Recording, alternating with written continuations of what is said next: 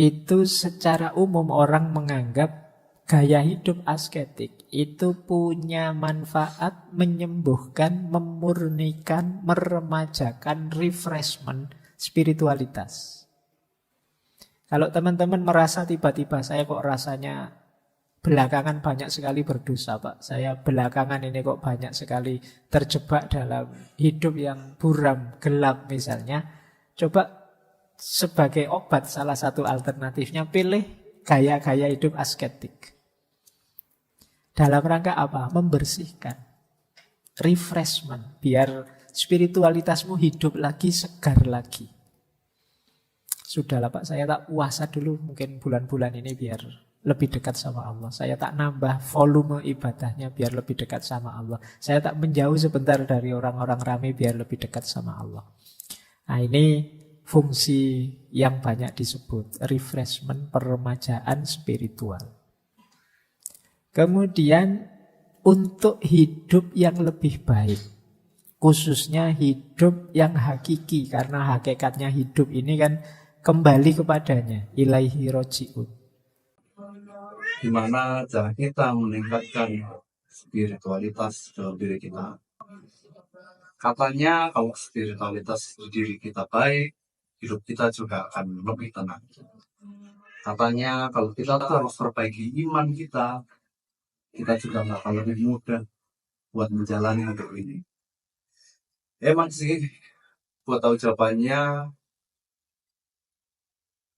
sebaiknya kita tonton video ini. Kita melanjutkan ngaji filsafat bersama Dr. Farudin Faiz dengan tema asketisisme, edisi gaya hidup.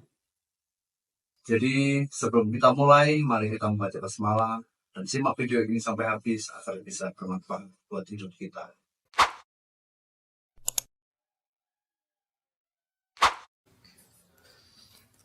Kita mari belajar sebentar ya gaya asketik ini. Seperti apa sih ideal hidup yang diinginkan oleh para spiritualis agamawan. Kalau kemarin-kemarin kan kita ngobrol gaya hidup keseharian kita. Malam hari ini kita gaya hidup ideal ala agama-agama. Baik, kita mulai. Disiapkan pikirannya, disiapkan segala yang perlu untuk disiapkan. Kita mulai sekarang. Nah, saya awali dari minggu lalu. Minggu lalu kita membahas minimalisme. Kita diminta untuk tidak berlebihan. Kita diminta untuk hidup sederhana saja. Kita diminta untuk hidup seperlunya saja. Atau kalau pakai istilahnya Ki Ageng Suryo Mentaram itu kan, sak perlune, sak butuhe, sak cukupe, jangan berlebihan. Nah, sebenarnya model hidup minimalis itu nanti tinggal ditata motifnya, niatnya, dan orientasinya. Itu sudah bisa menjelma jadi gaya hidup asketis. Sama-sama tidak berlebihan, tidak mubadir, tidak hidup secara hidup yang secara rapi, tertata. Sama-sama seperti itu. Itu kalau nawaitunya lillahi ta'ala, biar saya tidak repot oleh banyak hal sehingga bisa lebih dekat kepada Allah, maka minimalisme tadi itu menjelmalah jadi asketisme. Berarti kuncinya nanti di motifnya, cara berpikirnya, world view-nya. Kalau kemarin minimalisme itu kan kenapa sih kita hidup minimalis? Ya biar kita itu nyaman, tenang, tidak banyak pikiran. Itu kan tujuannya kemarin itu. Nah sekarang kita naik kelaskan sedikit. Tujuannya jangan hanya berhenti di situ.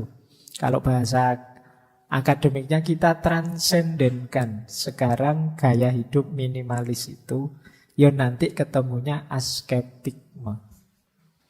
Jadi seperti yang kita bahas malam hari ini. Nah, sebenarnya ya cukup itu saja. Kita tidak usah lanjut lagi ngaji. Pokoknya materinya sama. Yang penting nawaitu lillahi ta'ala. Minimalis jadilah asketisme. Baik, nah sekarang kita lihat beneran apa iya begitu asketisme itu. Asketisme dari kata askesis yang artinya sebenarnya latihan. Kalau kata-kata awalnya ya konotasinya berolahraga. Cuma ini makna harafiahnya ya. Jangan nanti kalian mau melakukan apa, saya mau asketik Pak, jalan pagi misalnya. Kalau sekarang tidak populer istilah itu ya, kalian pakai istilah biasa saja lah. Tapi memang aslinya itu. Makanya kalau dalam Islam itu kalian melakukan banyak upaya mendekat ke Allah, membentuk jiwamu biar bersih, jernih sehingga dekat ke Allah. Itu kan bahasa Arabnya riyadoh. Riyadoh itu ya kalau diterjemahkan letterlek sama, latihan. Jadi persis dengan kata-kata asketik ini. Jadi secara kata-kata itu. Cuma nanti secara istilah asketik itu gaya hidup berpantang. Gaya hidup menjauh dari keramaian kenikmatan dunia demi tujuan-tujuan yang dianggap lebih tinggi. Nah, itu gaya asketik. Mungkin teman-teman ingat kalau orang Jawa punya istilah tirakat. Nah, orang tirakat itu gaya hidup asketik. Sebenarnya mungkin tirakat itu ya dari bahasa Arab juga. Taroka, yatruku, meninggalkan. Nanti ini sebenarnya diserap juga dalam bahasa Indonesia. Kalau teman-teman baca buku, misalnya ada istilah bertarak. Bertarak itu berarti gaya hidup meninggalkan sesuatu. Nah, jadi ini maknanya memang gaya hidup asketik itu gaya hidup tirakat. Gaya hidup meninggalkan sesuatu, berpantang sesuatu, menjauh dari sesuatu demi tujuan yang lebih tinggi. Ini ada di semua agama. Di Islam ada, di Kristen ada, di Hindu ada, di Buddha ada. Hampir di semua agama ada. Para biarawan, biarawati, sufi, darwis, yogi, sanyasi. Ada semua. Gaya hidup model asketik ini. Makanya tadi bahasa saya, ini gaya hidup yang banyak diidealkan. Kalian kan senang baca cerita-ceritanya para sufi yang tidak suka dunia, yang menjauh dari dunia dan lain sebagainya. Ya senang baca saja, kalau menjalani kan tidak mudah. Tidak gampang. Ini kalau usia kita dan model-model kita ini mungkin ya abot. Disuruh tirakat ya sulitnya setengah mati. Wong tirakat meninggalkan gadget HP, mbok yo sehari kita puasa HP 2-3 jam saja lah, itu ya beratnya setengah mati. HP itu lepas dari genggaman kalau kita pas ketiduran. Ya kan? Bahkan tidak tidur kita kan, mau tidur itu kan pegang HP sampai ketiduran. Jadi kadang-kadang malah tidak bisa tidur karena pegang HP terus penasaran terus. Habis lihat TikTok yang ini kok yo penasaran selanjutnya apa. Lihat lagi selanjutnya apa lagi. Tidak berhenti-berhenti. Terus paginya mengeluh, aku kok tidak bisa tidur ya. Salamu dewe. Nyekel HP kok tidak putus-putus. Ya kan, kita tarak tirakat gadget saja berat. Tapi filosofinya tirakat itu memang ya kita harus siap meninggalkan sesuatu demi meraih sesuatu yang lebih besar. Kita harus siap menjauh demi nanti ketika kembali tambah tangguh. Logikanya orang latihan itu kan begitu. Jadi kalau kalian ingin jago bulu tangkis apa jago sepak bola itu kan latihan dulu. Latihan dulu itu jangan kesusu tampil tanding. Bikin dirimu tangguh dulu. Mungkin fase latihan itu bisa lebih berat daripada fase tandingnya sendiri. Nah itu gunanya riyadhah. Jadi cara hidup semacam ini ya kalau bahasa filsafatnya namanya asketisme. Jadi gaya hidup antitesisnya orang banyak yang hanya ingin senang-senang saja menikmati hidup. Sementara gaya hidup asketik itu ingin menjauh dari keramaian hidup. Nanti kita belajar pelan-pelan. Nah, ada dua jenis asketisme. Ada yang natural, ada yang unnatural, tidak natural. Nanti ada juga yang inner worldly, ada outer worldly. Ini kalau pembagian inner dan outer ini dari sosiolog Max Weber. Kalau natural dan unnatural, yang natural itu gaya hidup asketik, ya memang hidup sederhana, mengurangi apa-apa, tapi masih dalam batas-batas normal, manusiawi. Tidak ada unsur-unsur penyiksaan tubuh. Nanti ada yang ekstrim, yaitu yang tidak natural. Kan teman-teman mungkin pernah lihat orang-orang mistikus tertentu itu yang aktivitasnya agak keras, ekstrim.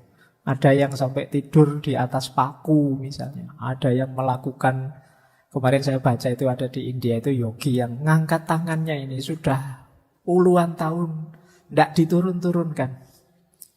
Yoganya sejenis itu. Nah, ini jenis agak menyiksa diri, namanya unnatural. Tapi kalau puasa, ada sahurnya, ada bukanya, itu manusiawi, masih natural saja. Jadi masih, apalagi kalian kalau puasa dan sahur dan bukanya kan kadang-kadang lebih mewah dari kalau tidak puasa. Itu nilai tirakatnya berkurang banyak itu. Tapi masih dalam kategori natural, masih manusiawi. Yo, sholat malam ya, tapi ya tidur. Nanti ada mungkin sufi tertentu yang tidak tidur.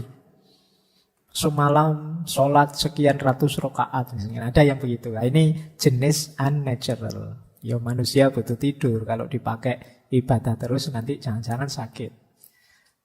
Nah ini, tapi memang ada itu. Kalau teman-teman membaca sejarah perilaku asketik, ya memang ada yang unnatural. Bahkan ada yang sampai menyakiti diri, menyusahkan diri. Itu kalau teman-teman membaca sejarahnya Buddha itu sebelum beliau mengalami pencerahan kan mengikuti tirakat-tirakat dari berbagai tradisi spiritual yang banyak diantaranya menyiksa diri. Nah, itu namanya unnatural.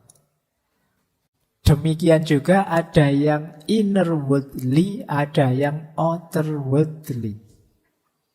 Inner worldly itu masih terlibat dalam hidup sehari-hari.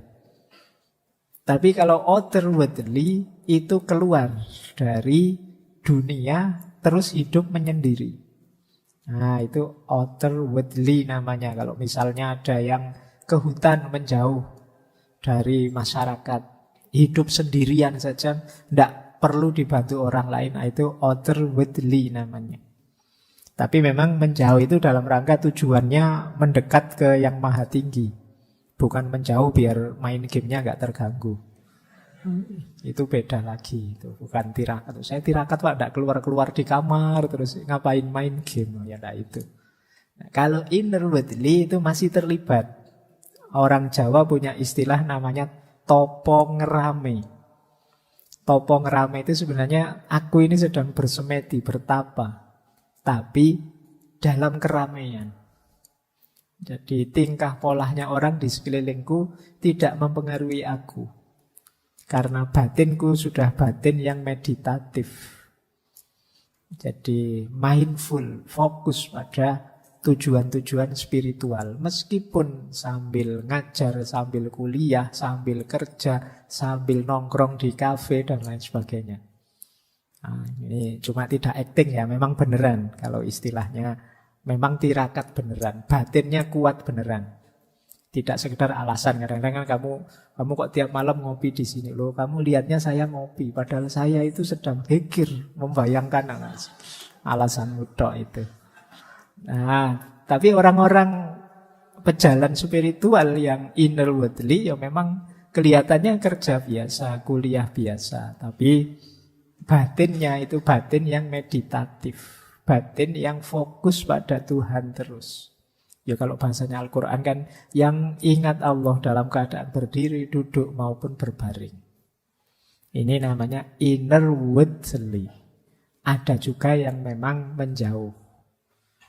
Zaman dulu kalau di Jawa ada istilah topo broto, menjauh dari keramaian ke tengah hutan, ya hidup seadanya dari apa yang ada di sekelilingnya untuk mendekat pada Allah. Dalam tasawuf ada istilah uzlah dan kholwat.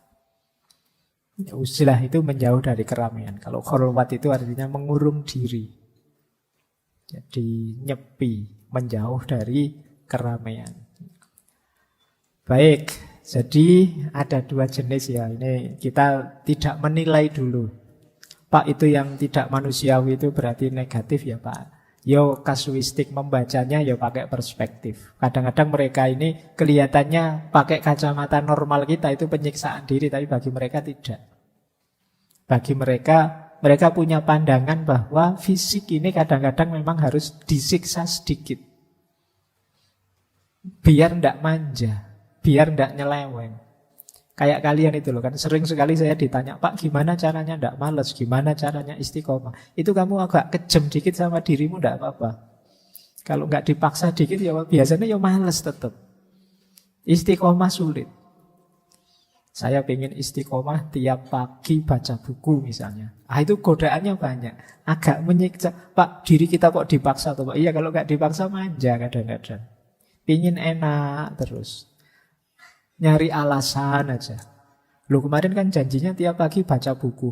Iya Pak, tapi kan yo masa harus begitu. Kadang-kadang kan yo ada istirahatnya. Wong kita itu manusia. Alasanmu gitu.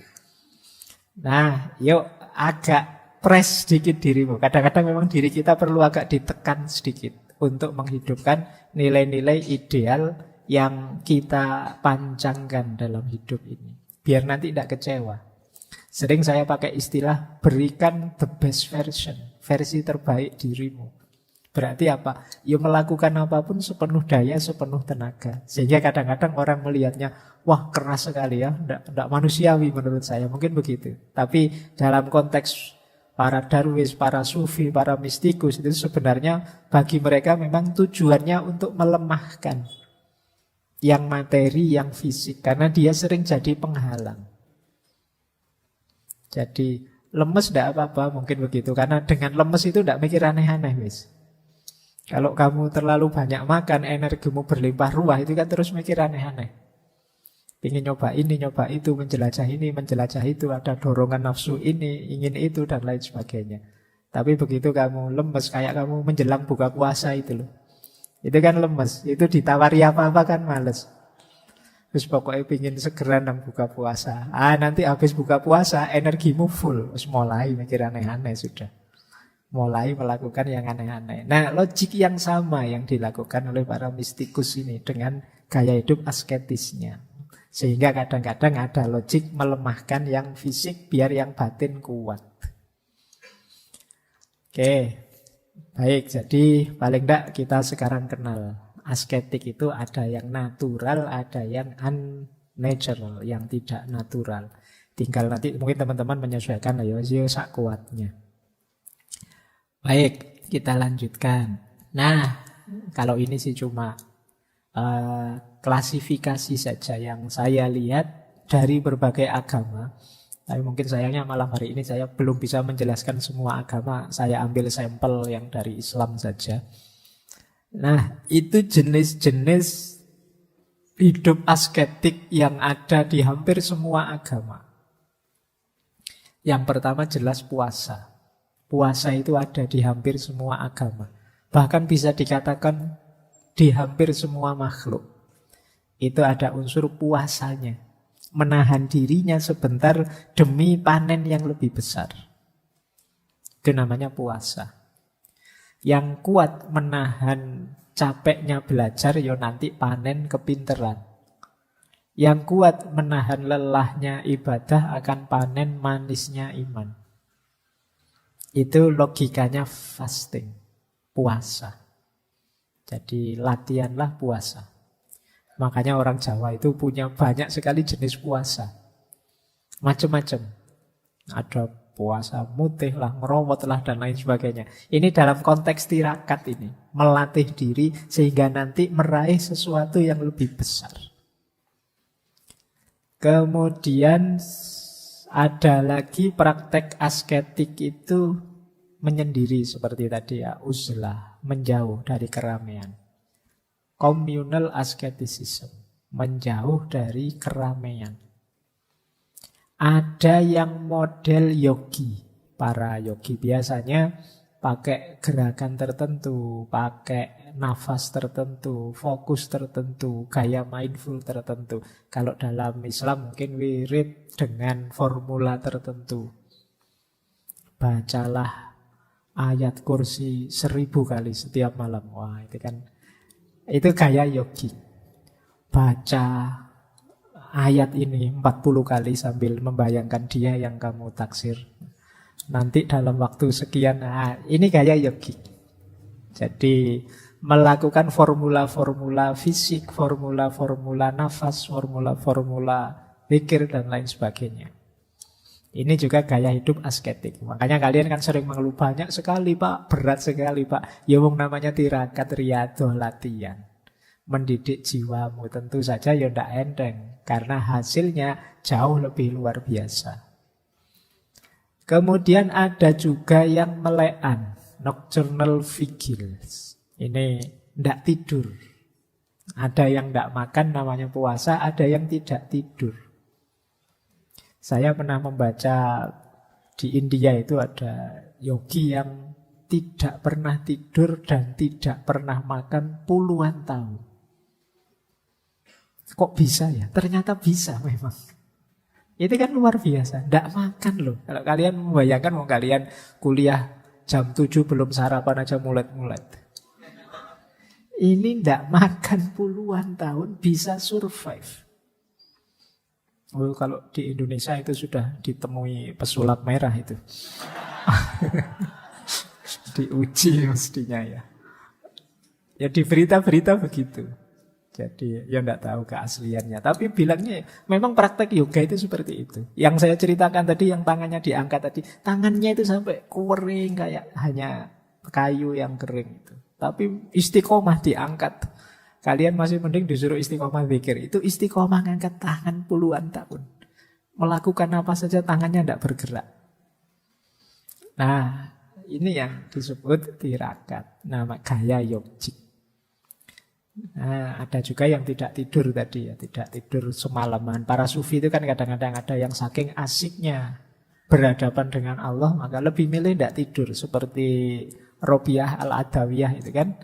Beliau lebih asik kalau orang-orang tidur semua. Jadi aku bisa berdua dengan kekasihku. Nah, asik bersama Allah. Jadi kayak kalian itu loh, kalau pas lagi berdua kan kamu lebih suka kalau teman-teman ini mbok yo lenyap semua saja. Nggak usah hadir malah ganggu aku. Nah, orang-orang yang cinta sama Allah juga begitu. Merasa yang lain itu pengganggu, makanya mereka menjauh. Ingin berdua saja dengan kekasihnya. Oke, terus kemudian ada juga gaya pain producing. Pain producing itu ya kayak tadi ya, semacam menyiksa diri. Bahkan ada nanti tradisi tertentu yang mukul-mukul dirinya. Pakai cambuk kecil itu pundaknya dipukuli, dadanya dipukuli. Ini semacam penyiksaan diri untuk merasakan betapa dirinya itu lemah, tubuhnya itu lemah. Yang kuasa dan ingin diperkuat itu batinnya. Dekat dengan yang maha batin. Nah, ini banyak nanti ritual-ritual yang jenisnya pain producing. Ada kalanya fisik, ada kalanya juga mungkin aktivitas. Mungkin kalian pernah melihat praktek-praktek torikot tertentu. Wah, ini membaca Fatihah 100 kali misalnya. Kalian kan mungkin dianggapnya kajian apa terus ikut. Waduh, ini tidak selesai-selesai Fatihahnya, kamu tersiksa sekali. Tapi yang sudah biasa tidak masalah, dia tidak tersiksa. Karena dia tahu ada target lebih besar dari itu. Itu namanya jenis pain producing. Jadi memperlemah diri, menyiksa diri biar sadar, biar tobat. Ada juga yang terakhir, kalau ini berat, selibasi, tidak menikah. Nah, iya. Banyak tradisi agama-agama yang banyak. Bahkan kalau di Islam banyak beberapa ulama tidak menikah. Mungkin karena fokus pada ilmu. Jadi cuma tidak ada doktrin selibasi. Di beberapa agama ada doktrin orang suci yang tidak menikah. Jadi dia memang milih tidak menikah. Nah ini bukan karena tidak laku. Ya kalau mau banyak tidak kayak kalian. Jadi ini karena memang spiritualitas. Jadi dianggapnya menikah itu bagian dari pemanjaan nafsu. Nah nanti ada beberapa ulama juga tidak menikah mungkin karena mewakafkan dirinya untuk umat demi ilmu.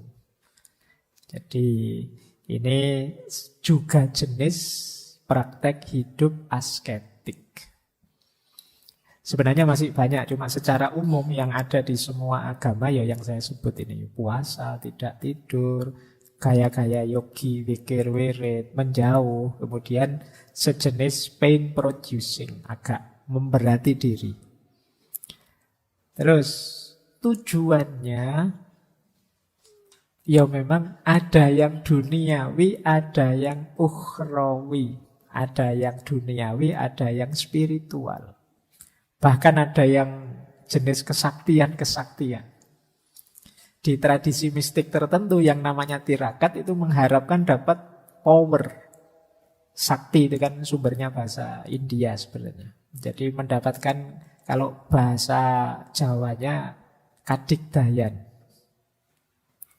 Kalau melakukan tirakat ini nanti menguasai ilmu ini, menguasai. Bisa mukul orang jarak jauh, bisa menghilang, bisa punya keris petir atau bisa. Nah, yang kayak gini nih.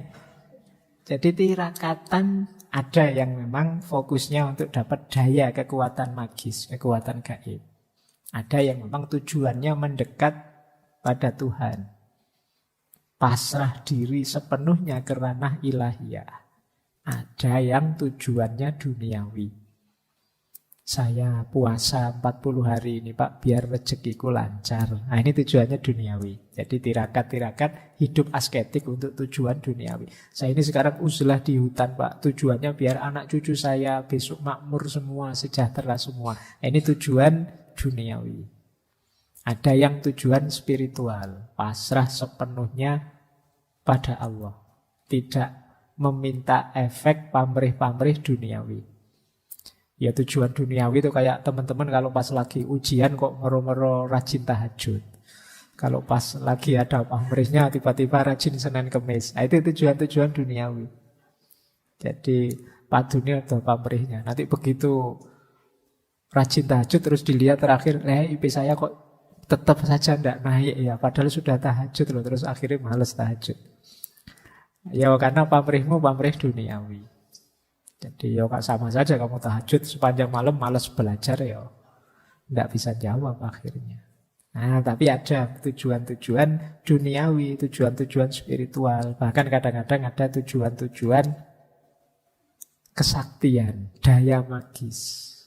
Makanya orang yang melakukan hidup asketik itu di masyarakat biasanya dipandang orang ini istimewa. Orang ini elit, orang ini superior. Jadi itu persepsi di tengah masyarakat. Baik, kita lanjutkan ya sebelum nanti kita masuk ke praksisnya dalam Islam. Nah, ini buahnya. Kalau tadi tujuannya berarti dari manusianya, kalau ini buahnya.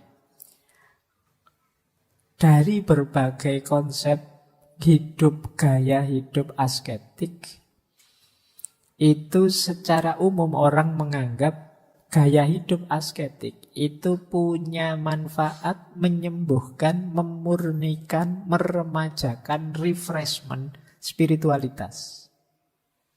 Kalau teman-teman merasa tiba-tiba saya kok rasanya belakangan banyak sekali berdosa Pak. Saya belakangan ini kok banyak sekali terjebak dalam hidup yang buram, gelap misalnya.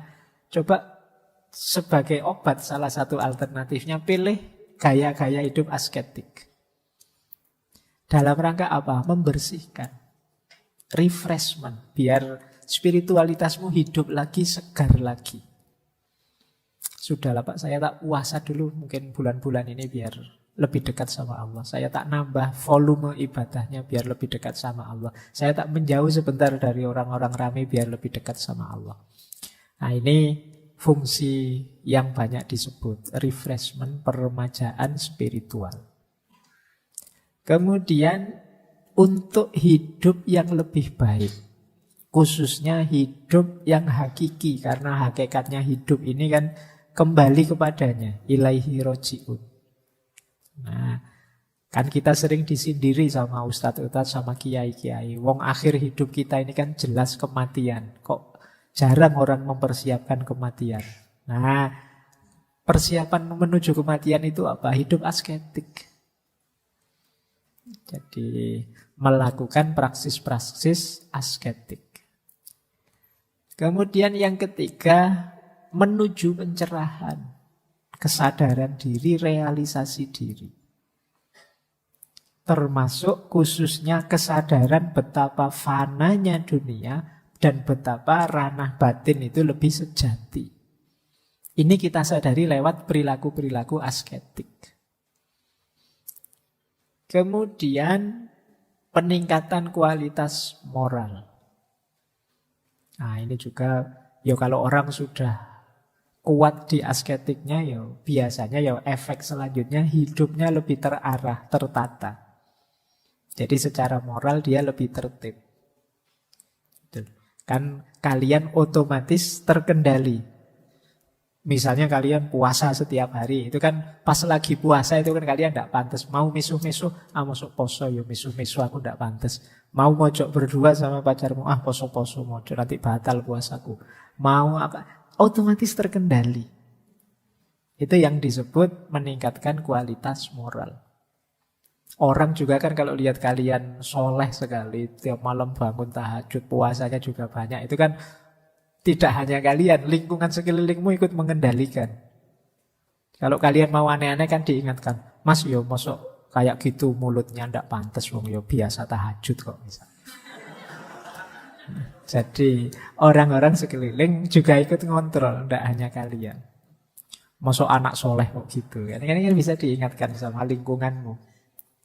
Janganlah ini agak-agak subhat ini, sampean jangan deket-deket, sampean anak soleh rajin ke masjid kok malah nonton yang gini-gini misalnya. Nah ini yang lain juga ikut ngontrol. Jadi perilaku asketik secara tidak sadar ngontrol kita dari perbuatan-perbuatan yang tidak bermoral.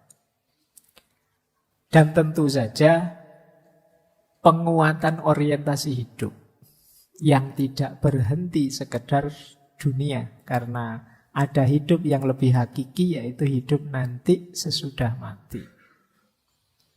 Nah, inilah buah yang kita panen kalau kita menjalankan hidup asketik secara umum. Oke, semoga sedikit-sedikit sudah dipahami sekarang. Apa itu gaya hidup asketik? Teman-teman boleh sekarang evaluasi diri. Aku ini pantas tidak sih disebut bergaya hidup asketik? Atau jangan-jangan aku ini ya belum nyampe lah, masih minimalis. Atau minimalis juga belum, mungkin ini masih hedon Pak, saya itu masih cuma pengen seneng aja hidup ini. Disuruh susah itu kok ya sulit misalnya. Ya silahkan nanti introspeksi ya. Kalian ada di mana di gaya-gaya hidup yang kita bahas sebulan ini?